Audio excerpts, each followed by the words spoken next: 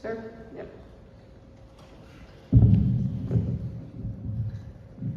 Good evening, Senator Irwin. I live in Darlington. Can we just remind people to give us your name too? My name is Daniel Enos, E-N-O-S. I live in the Darlington subdivision of East Ann Arbor.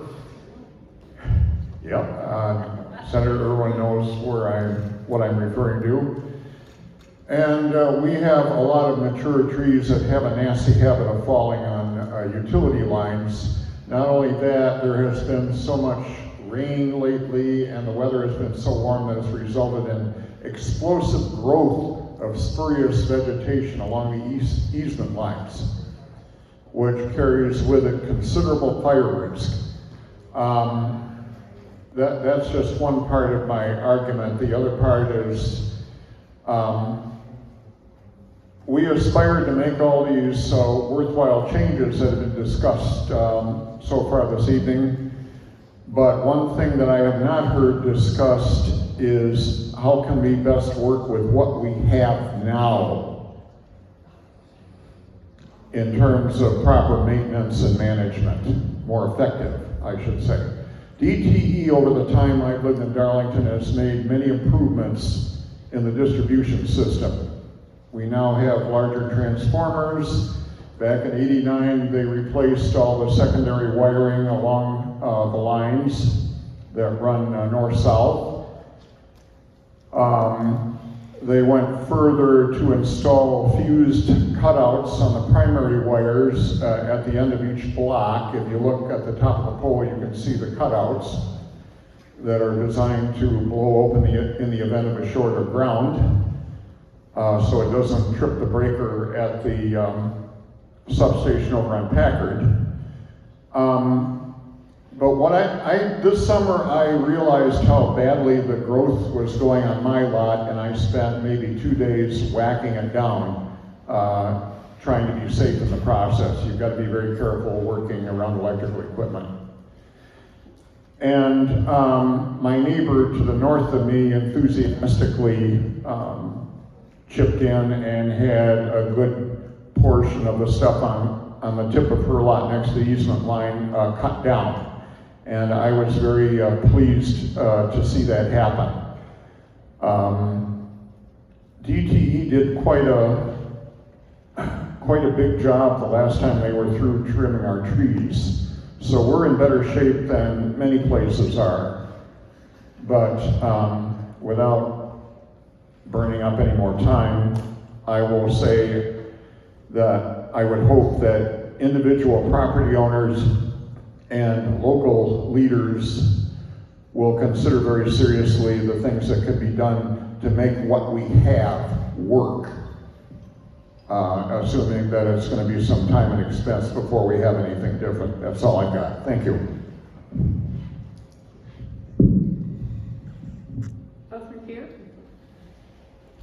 Yeah, thank you very much. My name is Peter Sinclair. I'm a videographer residing in Midland. I want to affirm what my friend Clara just said about the plight of farmers who wish to site clean energy on their lands.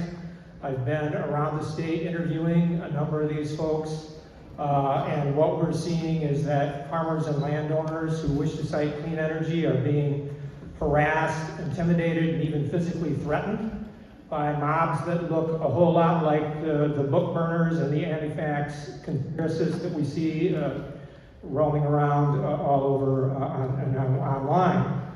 And even the township boards are also being intimidated and threatened with recall by people who are often wealthy and privileged enough that they can afford to drop $5,000 or $10,000 on a township trustee race.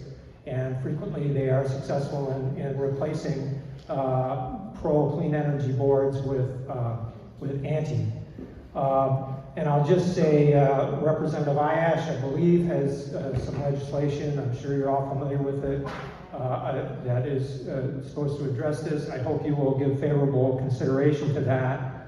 And one last thing is that in talking to economic development people in counties where there is extensive clean energy, like Gratiot and Isabella and Huron, one thing that these developers do when they move in is, because they're going to be generating a product, clean electricity, that requires good transmission to move out to a market, they will very often, on their own, using private funds, improve the local grid infrastructure to such a degree that it has really helped improve the reliability in those areas. And this would be a quick way, barring some kind of immediate reorganization of our utility structure, this would be a quick way to start to mobilize private money to address some of the deficiencies in the grid and create more reliability. So I hope you'll consider that as well. And thank you so much for holding this meeting.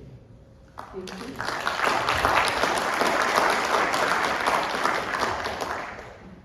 Good evening. My name is Tracy Kramer. I'm a resident in the city of Ypsilanti.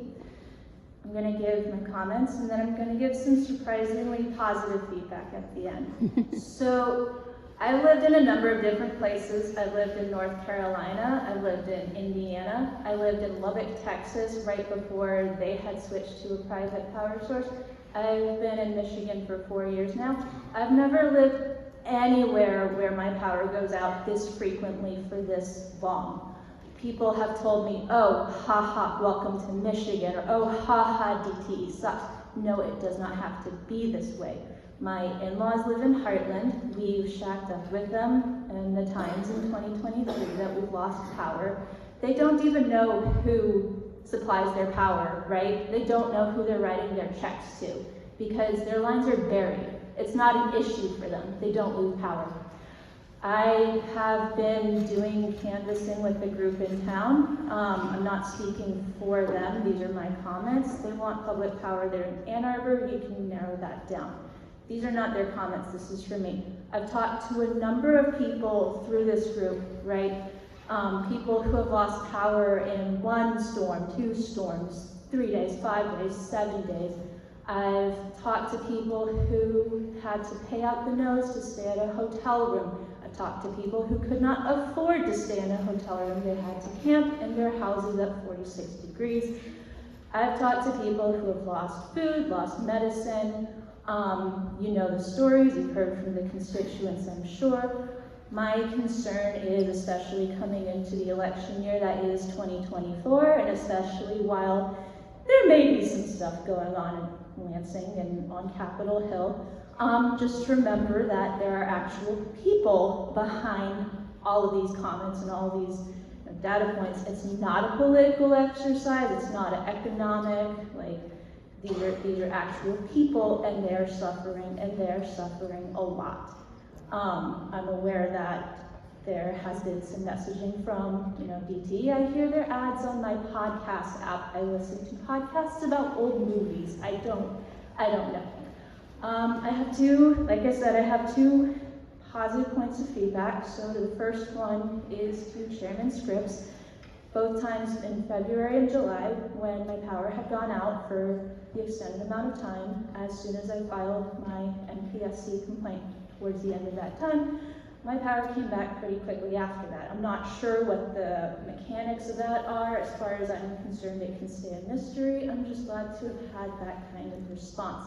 It's embarrassing that I learned about this from Reddit, so I would appreciate a little bit more information. I've talked to coworkers who don't even know that you can file a complaint, so a little bit more information would be good, but I'm glad it happened. My second positive piece of feedback is to the representatives that are here this evening. I've been aware over the course of the year that there's been more attention paid as more power events have been happening, and there's been more of an effort to do learning, talking to folks in town, and get behind pieces of legislation that will hopefully be a positive step forward. Thank you. Hi, I'm Denise Freewood, and I am from Lima Township. We have lived on our farm, purchased our farm, been there for 20 years. In the last 10 years, the reliability has decreased, as everyone in this room has told you. 12 appliances I've had to replace. Where we live, we are normally the last to come back online because we're in a very rural area. We have so many brownouts or power surges, not just power being off or losing power. Our power surges and our brownouts, 12 appliances in the last 10 years. Now we're going to talk about a really expensive option when you live in rural America, which is well. A $17,000 well I have had to replace. Mind you, my insurance company paid for a part of that, but not all of it. With that, I put a surge protector on my well. So that came out of my pocket. That's just for my business. I've had to replace my well pump at my home because of a power surge. So these are 2 wells we're talking about. With that, because I'm self-employed and I own my own business, we now have power outage line item in our yearly budget. We have not been able to expand our business because of that line item. We've had to buy a generator specifically for our business in order to feed our cattle, to run the water in order to water our plants, because this is how we make our living, so we have to have water for our plants, for our cattle, for our chickens. This generator cannot run all of that at one time. So our power has to be allocated at necessary times. So as we're talking to the chairperson and you're wondering about the financial aspects of what power outages are, if you would like to look at my line item every year, I can tell you that. It's not fun. But the brownouts and surges that we have in our area are extreme.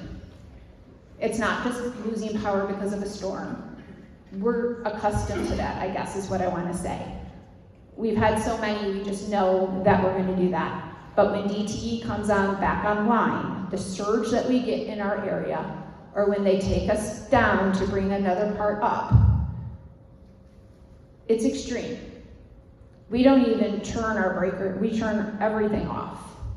And we usually run 24 hours on a generator before we turn our circuit breakers on. Thank you for your time. Thank you. It's an important story. I want to make a comment responding to you saying that they're humans. I think that those of us up here understand that better than anybody. And Dan will tell you, I actually testified at the Dearborn meeting. First of all, in the February storms, and actually these summer storms, I've had fire chiefs calling me because they've had down power lines that are fire threats and they haven't been able to get through. When fire chiefs can't get through, that's a problem. I had a farmer in western Washtenaw that was living by himself now that had 150 sheep and was actually suicidal that weekend. And I had to make sure he didn't do any harm to himself and get himself back stable again. I helped the man. I got fire department to come and help the man who lost his oxygen and couldn't get downstairs and was close to death. We understand more. Everybody here has those stories. We get it. We know it. We are communicating. We're trying to fix it. We want you to know that we want to hear these stories and we are acting on them. But don't anybody think that the people up here do not know that every one of these stories is real. They're real human beings, that restaurants are closing, that people who can't afford to put food on their table are still losing their whole refrigerator and their freezer. And we know we have to do something. I want you to know that.